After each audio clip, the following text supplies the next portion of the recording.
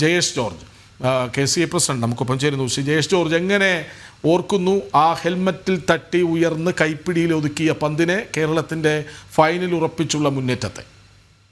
എന്തായാലും തീർച്ചയായിട്ടും അതൊരു എന്താ പറയാ, ഒരു വളരെയധികം നമുക്കറിയാമല്ലോ, ഇന്ന് രാവിലെ മുതൽ ക്രിക്കറ്റ് പ്രേമികളും നമ്മൾ ഒഫീഷ്യൽസും എല്ലാവരും ടിവിക്ക് മുമ്പിൽ തന്നെയായിരുന്നു രാവിലെ മുതൽ. അത് താങ്കൾ പറഞ്ഞതനുസരിച്ചിട്ട് അങ്ങോട്ടും ഇങ്ങോട്ടും ട്വിസ്റ്റ് ചെയ്ത മാച്ച് ലാസ്റ്റ് വരെ കേരള കേരള പ്ലേയേഴ്സ് അത് ഒപ്പം, എനിക്ക് തോന്നുന്നു അവരുടെ ഒരു ഫൈറ്റിംഗ് സ്പിരിറ്റാണ് നമ്മൾ ഇതിനകത്ത് എനിക്ക് തോന്നുന്നു ഓരോ മാച്ചും നമ്മൾക്ക് ഈ വർഷം നമ്മൾക്ക് ഏറ്റവും കഠിനമായ പൂളായിരുന്നു കേരള ക്രിക്കറ്റിന് കിട്ടിയത്. ഞങ്ങളിത് പൂൾ വന്നപ്പോൾ തന്നെ ഞങ്ങൾ ജസ്റ്റ് ഒരു കോച്ചുമായിട്ട് ഡിസ്കസ് ചെയ്തപ്പോൾ നമുക്ക് തോന്നി, നമുക്കറിയാമല്ലോ മധ്യപ്രദേശ്, UP, പഞ്ചാബ്, ഹരിയാന, ബംഗാൾ, കർണാടക, ജമ്മു, അവരെ നമ്മളുടെക്കാളും എപ്പോഴും ഒരു പടി ഉയരെ അല്ലെങ്കിൽ പല പ്രാവശ്യം രഞ്ജി ട്രോഫി വിൻ ചെയ്ത ടീമുകളായിട്ടായിരുന്നു നമ്മുടെ ഈ വർഷത്തെ പൂള്. പക്ഷെ അപ്പോഴും നമ്മൾ അവിടെ എല്ലാം നമ്മൾ നല്ല രീതിയിൽ ഫൈറ്റ് ചെയ്തു. ഒരു മാച്ച് പോലും നമ്മൾ തോറ്റിട്ടില്ല, ഒരു മാച്ച് പോലും നമ്മൾ ലീഡ് വഴങ്ങിയില്ല. അങ്ങനെയാണ് നമ്മൾ സെമി ഫൈനലിൽ എത്തിയത്. തീർച്ചയായിട്ടും എല്ലാവരും എനിക്ക് തോന്നുന്നു നമ്മുടെ എൻ്റെ ടീം പല പല മാച്ചുകളിൽ ഓരോ ജയേഷ് ജോർജ്, എനിക്ക് തോന്നുന്നു ഇപ്പോൾ കേരള പോലീസിനൊക്കെ ആ മോട്ടോർ വാഹന വകുപ്പിനൊക്കെ ഒരു പരസ്യം തന്നെ അവർക്ക് കൊടുക്കാൻ പറ്റും, അവസാനത്തെ ദൃശ്യം എടുത്താൽ ഹെൽമെറ്റ് ഉണ്ടെങ്കിൽ ലക്ഷ്യത്തിലെത്താം എന്ന്. തീർച്ചയായിട്ടും ആ ഹെൽമെറ്റ് നമ്മുടെ കേരള ക്രിക്കറ്റ് അസോസിയേഷന്റെ എംബ്ലം ഉണ്ടായിരുന്നു. കൃത്യമായിട്ടൊരു 12th മാൻ്റെ ജോലിയാണ് കേരള ക്രിക്കറ്റ് അസോസിയേഷൻ എംബ്ലം, ആ ഹെൽമെറ്റ് എംബ്ലം ചെയ്തത്. ആ എംബ്ലത്തിൽ അടിച്ചിട്ടാണ്, ക്രസ്റ്റിൽ അടിച്ചിട്ടാണ്, തീർച്ചയായിട്ടും നമ്മുടെ കേരളത്തിന്റെ ശംഖാണ് നമ്മുടെ എംബ്ലം. ആ എംബ്ലത്തിൽ അടിച്ചിട്ടാണ് ആ ക്യാച്ച് പോകിയത്. എന്തായാലും സൽമാൻ അത് ഒന്ന് കുനിഞ്ഞിരുന്നെങ്കിലോ ഒന്ന് ദിശ മാറിയിരുന്നെങ്കിലോ അത് ബൗണ്ടറി പോയി അവർക്ക് ലീഡറുടെ അടുത്താണ് ആ ബോൾ ഫേസ് ചെയ്തിരുന്നത്. ഫോർച്യൂൺ ഫേവേഴ്സ് ബ്രേവ് അല്ലെങ്കിൽ ഒരു ഫ്രണ്ടിൽ തന്നെ നിന്നു. ആ ഒരു പന്ത് വന്നപ്പോൾ മാറാതെ അതിനെ ഹെൽമെറ്റിൽ കൃത്യമായിട്ട് കൊണ്ടു. ഒരു അങ്ങോട്ടോ ഇങ്ങോട്ടോ മാറിയിരുന്നെങ്കിൽ തീർച്ചയായിട്ടും അത് ബൗണ്ടറി പോകേണ്ട ബോളായിരുന്നു. ഏതായാലും അവിടെ 12th മാൻ്റെ ഒരു റോളാണ് ആ ഹെൽമെറ്റ് എടുത്തതെന്ന് പറയാം. സൽമാൻ നിസാറിന്റെ ബാറ്റിംഗ് കണ്ടപ്പോൾ വളരെ ഫ്ലെക്സിബിൾ ആണ് എന്ന് തോന്നി. വളരെ മെയ്വഴക്കമുള്ള ഡിഫൻസീവ് ഷോട്ടുകൾ പായിക്കുന്നതിലൊക്കെ വളരെ മെയ്വഴക്കമുള്ള ഒരു താരമാണെന്ന് തോന്നി. ഒരു പക്ഷേ സൽമാന്റെ മെയ്വഴക്കമാകും ആ പന്ത് ഹെൽമെറ്റിൽ തട്ടി ഉയരാൻ കാരണമായതെന്ന് തോന്നുന്നു. തീർച്ചയായും സൽമാൻ എനിക്ക് തോന്നുന്നു നമ്മുടെ അക്കാഡമിയിൽ 13 വയസ്സ് മുതൽ കേരള ക്രിക്കറ്റ് അസോസിയേഷൻ അക്കാഡമിയിൽ ഉണ്ടായിരുന്ന പ്ലെയറാണ്. അതുകൊണ്ട് തന്നെ അതിന് അന്ന് നമ്മളറിയാലോ സൽമാൻ ഇത്തിരി പൊക്കം കുറവാണ്, പക്ഷെ അന്ന് തന്നെ വളരെ സ്റ്റൗട്ടായിരുന്നു. ഫീൽഡിങ് ഒരു അജയിൽ ഒരു ഫീൽഡറായിരുന്നു സൽമാൻ. പക്ഷേ ഈ വർഷം നമ്മൾ കണ്ടത് അദ്ദേഹം ഒരു മെച്ചുവേർഡ് ബാറ്റ്സ്മാൻ ആയിട്ട് അദ്ദേഹത്തെ നമ്മൾ കാണാൻ കഴിഞ്ഞു. എനിക്ക് തോന്നുന്നു അറ്റാക്കിങ് ചെയ്യുന്ന സമയത്ത് അറ്റാക്ക് ചെയ്തും ഡിഫൻസീവ് റോളിൽ ഡിഫൻസും കളിച്ചുകൊണ്ടും 2 ഇന്നിങ്സ് നമ്മളുണ്ടല്ലോ, വ്യത്യസ്തമായ 2 ഇന്നിങ്സാണ് നമ്മൾ കണ്ടത്. ഒരു 150 അടിച്ചപ്പോൾ അത് അറ്റാക്ക് ചെയ്ത് കളിച്ചു. തിരിച്ച് നമുക്ക് ആ ലീഡ് വേണ്ട സമയത്ത് ബേസിൽ തമ്പിയായിട്ടുള്ള ഒരു ഇന്നിങ്സ് അതൊരിക്കലും മറക്കാൻ പറ്റാത്തൊരു ഇന്നിങ്സ് ആയിരുന്നു, ഓവർ റൺ ലീഡ്.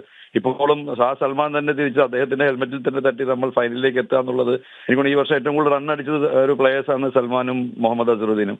പിന്നെ ടീമിന്റെ ഒരു യൂണിറ്റി, ആ ഒരു ലാസ്റ്റ് ഒരു വിശ്വാസം അവസാനം വരെ പിടിച്ചു നിന്നതൊക്കെ തന്നെ അത് ഒരു ടഫ്, എൻ്റെ going gets tough, the tough gets going എന്ന് പറഞ്ഞ മാതിരി കേരള ടീം ഒരു ടഫായിട്ടാണ് ഒരു ക്രിക്കറ്റ് ഈ വർഷം കളിച്ചത്. ജയേഷ് ജോർജ്, നമ്മൾ ഈ അതിഥി ദേവോ ഭവ എന്ന് എപ്പോഴും പറയുന്നവരാണ്. 2 അതിഥികൾ, ജലജ് സക്സേനയും സർവാറ്റയും, ആ 2 പേരുടെ മികവ് അതെടുത്തു പറയണ്ടേ? തീർച്ചയായിട്ടും ജലജ് സക്സേന നമ്മൾക്കൊരു അതിഥി എന്ന് പറയാൻ പറ്റില്ല. പക്ഷെ അദ്ദേഹം എനിക്ക് തോന്നുന്നു 7-8 വർഷമായിട്ട് നമ്മൾക്ക് വേണ്ടി കളിക്കുന്നു. ഒരു ബ്രേവ് പെർഫോമൻസ് ആണ്. ഈ വർഷം നമ്മൾ കൺസിഡർ ചെയ്ത നമ്മൾ സിജോമാൻ ഒരു ഇഞ്ചുറി വന്നപ്പോൾ, സിജോമാൻ നമ്മുടെ ലെഫ്റ്റ് ഹാൻഡ് സ്പിന്നർ ഇഞ്ചുറി വന്നപ്പോൾ ആ ഒരു റീപ്ലേസ്മെന്റ് നമ്മൾ അന്വേഷിച്ചപ്പോഴാണ് സർവാത്തേനെ കണ്ടെത്തിയത്. അപ്പോൾ അദ്ദേഹവും ടീമുമായിട്ട് ജെല്ല് ചെയ്ത് കൊണ്ടുപോയി. അദ്ദേഹത്തിന്റെ എക്സ്പീരിയൻസ് ഒരു സമയത്ത് നമ്മൾ ബാറ്റ് കൊണ്ട് അദ്ദേഹം നമ്മൾ രക്ഷിച്ചു. ഇന്നിപ്പം ക്രൂഷ്യൽ സമയത്ത് ജലജ് എനിക്ക് തോന്നുന്നു ഇന്നലെ 56 ഓവറാണ് ജലജ് ബോൾ ചെയ്തത്. എനിക്ക് തോന്നുന്നു മാരത്തോൺ എഫേർട്ടായിരുന്നു ജലജിന്റെ സൈഡിൽ നിന്നും. ഈ സമയത്ത് ഇന്ന് വന്ന് ഞങ്ങൾ ഇന്ന് സംസാരിക്കുന്നു, സർവത്ര ജലജിന്റെ അടുത്ത് എത്തിയില്ല എന്ന് പറഞ്ഞപ്പോൾ അന്ന് ഇദ്ദേഹം ഇന്ന് ആ കറക്റ്റ് സമയത്ത് വന്ന് ആ ഒരു 3 വിക്കറ്റ് എടുത്ത് ആ ഒരു ടീമിനെ ഫൈനലിൽ എത്തിച്ചു. യെസ്, ഒരു കാര്യം കൂടി, നമ്മൾ ഏറ്റവും മികച്ച വമ്പന്മാരുടെ കടമ്പകൾ കടന്നാണല്ലോ സെമി വരെ എത്തിയത്. എങ്ങനെയാണ് കേരളം അതിനുവേണ്ടി ഒരുങ്ങിയത്? അമേ ഖുറേസിയ എന്ന കോച്ചിന്റെ തന്ത്രങ്ങൾ. നമ്മൾ ഈ വർഷം കോച്ച്, നമ്മുടെ മുൻവർഷത്തെ കോച്ച് ഈ വർഷം ഉണ്ടാവില്ല എന്ന് പറഞ്ഞപ്പോൾ തന്നെ നമ്മളിത് കോൾ ഫോർ ചെയ്തപ്പോൾ തന്നെ നമ്മൾക്ക് പല റെക്കമെൻഡേഷൻസും അല്ലെങ്കിൽ പല സ്ഥലത്തു നിന്നുള്ള കോൾ ഫോറുകൾ വന്നിരുന്നു. അന്ന് നമുക്ക് മനസ്സിലായത് അമേ ഖുറേസിനെ പറ്റി നമ്മൾ പഠിച്ചു. അദ്ദേഹം മധ്യപ്രദേശിന്റെ ജൂനിയറും അക്കാഡമിയൊക്കെ ഒരു 6-7 വർഷമായിട്ട് കൊണ്ടുവരുന്ന കോച്ചാണ്. അപ്പോൾ അദ്ദേഹത്തിന്റെ ഒരു എബിലിറ്റി നമുക്ക് ചന്ദ്രകാന്ത് പണ്ഡിറ്റുമാർ തന്നെ അദ്ദേഹം ചന്ദ്രകാന്തിന്റെ അത്ര ടഫായിട്ട് മുഖത്ത് കാണുന്നില്ലെങ്കിലും ഒരു വളരെയധികം ഒരു സോഫ്റ്റ് ക്യാരക്ടർ ആണെങ്കിലും ഡിസിഷൻസും ഒക്കെ ടഫായിട്ടുള്ള ഡിസിഷൻസുകളാണ്. ആ യങ്സ്റ്റേഴ്സിന് കൂടുതൽ ചാൻസ് നൽകി. നമുക്കറിയാം സെമി ഫൈനലിൽ തന്നെ നമ്മുടെ 2 യങ്സ്റ്റേഴ്സിനാണ് നമ്മൾ ഡെബ്യൂ കൊടുത്തത്, ഇമ്രാനും വരുൺ നായനാർക്കും. ഈ ഒരു ക്രൂഷ്യൽ മാച്ചിന് അങ്ങനെ ഒരു ടഫ് ഡിസിഷൻ ഒക്കെ എടുക്കാനും നമ്മൾ ടീം മാനേജ്മെന്റ് കോച്ചിന്റെയും പ്ലേയേഴ്സിന്റെ ഒപ്പം നിന്നു. ആ തീരുമാനത്തിലേക്ക് എത്തിയത് ഒരുപക്ഷെ ഗുജറാത്തിനെ കുഴയ്ക്കാനായിരുന്നു. അങ്ങനെ കുഴയ്ക്കാന്ന് പറയാൻ പറ്റില്ല. കാര്യം നമ്മളൊരു ഷോൺ റോജർ എപ്പോഴും ലോവർ ഓർഡർ കളിച്ച് പെർഫോം ചെയ്യുന്ന ഒരു പ്ലെയർ ആയിരുന്നു. നമ്മൾ വിഷ്ണു വിനോദ് ഇഞ്ചുറി ആയി പോയി, സഞ്ജു സാംസൺ ഇഞ്ചുറി വന്നു കഴിഞ്ഞ സമയത്ത് നമുക്ക് അപ്പോൾ അവിടെ ഒരു നമ്പർ 3 ബാറ്റ്സ്മാൻ നമുക്ക് വേണമായിരുന്നു. അപ്പോൾ ഷോൺ റോജറിനെ നമ്മൾ 2-3 മാച്ച് പരീക്ഷിച്ചപ്പോൾ അദ്ദേഹത്തിന് അവിടെ പെർഫോം ചെയ്യാൻ പറ്റിയില്ല. അപ്പോൾ ആ ഒരു സ്ഥാനത്ത് വരുൺ നായനാർ ഇതിനു മുമ്പ് നമുക്ക് ഓപ്പൺ ചെയ്തിട്ടുണ്ട് ജൂനിയർ കാറ്റഗറിയിൽ. അപ്പോൾ അതുകൊണ്ടാണ് വരുൺ നായനാരെയും താഴെ ലെവലിൽ ഒരു ഇമ്രാൻ അത്യാവശ്യം ഓഫ് സ്പിൻ എറിയുന്നതാണ്. അപ്പോൾ ആ ഒരു കൺസിഡറേഷനിലാണ് ഇമ്രാനെ നമുക്ക് താഴെയും കൊണ്ടുവന്നത്. ഈ കേരള ടീം പ്രതീക്ഷിച്ച പോലെ ആയിരുന്നു പിച്ച്? അതൊരു വലിയ സംശയമാണ്. കാരണം നമ്മുടെ ടാറ്റിക്സ് കറക്റ്റ് ആയിരുന്നു. കാരണം കുറച്ച് ഡിഫെൻസീവായെങ്കിലും വലിയൊരു സ്കോർ പടുത്തുയർത്തുക, 3-ാമത്തെയോ 4-ാമത്തെയോ ദിവസമൊക്കെ ഒരു സ്പിൻ ട്രാക്കായി മാറിയാൽ ഒരുപക്ഷെ ഗുജറാത്തിനെ പെട്ടെന്ന് പുറത്താക്കാനാവും എന്ന പ്രതീക്ഷയായിരുന്നു. പക്ഷേ 3-4 ദിവസങ്ങളിലൊക്കെയും അതൊരു ഫ്ലാറ്റ് പിച്ച് പോലെ, ബാറ്റ്സ്മാൻമാരെ സഹായിക്കുന്ന പിച്ച് പോലെയാണ് കണ്ടത്.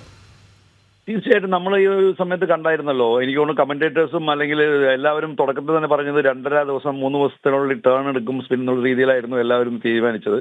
പക്ഷെ എനിക്ക് തോന്നുന്നു ഗുജറാത്ത് അവർക്കറിയാം, അവർ ഈ വിക്കറ്റിൽ കളിച്ചു പരിചയമുള്ളതാണല്ലോ. അപ്പോൾ അവരുടെ ക്യാപ്റ്റൻ പറയുന്നു ഞങ്ങൾക്ക് ടോസ് കിട്ടിയായിരുന്നെങ്കിൽ ഞങ്ങൾ ബൗൾ ചെയ്തതെന്ന് പറയുന്നുണ്ടായി അവരുടെ ക്യാപ്റ്റൻ.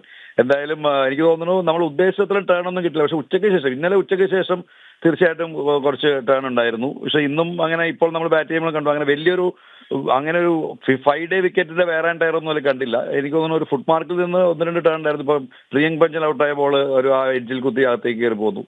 അങ്ങനെ ഒരു വലിയൊരു എനിക്ക് തോന്നുന്നു ഒരു അൺപ്ലേയബിൾ വിക്കറ്റായിട്ട് തോന്നിയില്ല. യെസ്, അപ്പോൾ ഫൈനൽ പോരാട്ടത്തിന് നമ്മൾ എവിടെയാകും? Hello, വിദർഭയിലാകുമോ final? തീർച്ചയായിട്ടും നമ്മളുടെ ഗ്രൂപ്പ് സ്റ്റേജിൽ പോയിന്റ്സ് വിദർഭയ്ക്ക് എനിക്ക് തോന്നുന്നു 32-40 പോയിന്റ്സ് എല്ലാം ഉണ്ട്. അപ്പോൾ അതനുസരിച്ചിട്ട് പോയിന്റും നമ്പർ ഓഫ് വിക്ടറീസും കൂടുതൽ അവർക്കായതുകൊണ്ട് മിക്കവാറും അവിടെ തന്നെ ആയിരിക്കും അവരുടെ ഹോമിലായിരിക്കും കളിക്കുക. യെസ്, വളരെയധികം നന്ദി ശ്രീ ജയേഷ് ജോർജ് പ്രതികരിച്ചതിന്. ഏതായാലും കേരളം അഭിമാന നിമിഷത്തിലാണ്, ഒരു സംശയവും വേണ്ട. 2-ാം ഇന്നിങ്സിൽ ഒരു സെഷൻ പൂർത്തിയാവുകയാണ്.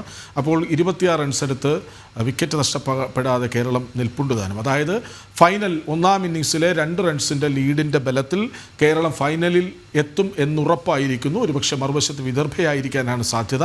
വിദർഭ കരുത്തനാണ്, പക്ഷേ അവർ ഗ്രൂപ്പ് സ്റ്റേജിലൊക്കെ പോയിന്റ് നേടി വന്നതിൻ്റെ കൂടുതൽ പോയിന്റ് നേടിയതിൻ്റെ അടിസ്ഥാനത്തിൽ അവിടെ വെച്ച് ഫൈനൽ നടക്കാനാണ് സാധ്യത. അങ്ങനെയെങ്കിൽ കേരളം അവരുടെ വേദിയിൽ ചെന്ന് അവരെ പരാജയപ്പെടുത്തി രഞ്ജി ട്രോഫി ചരിത്രത്തിലാദ്യമായി നേടും എന്ന് നമുക്ക് ആശിക്കാം. വീണ.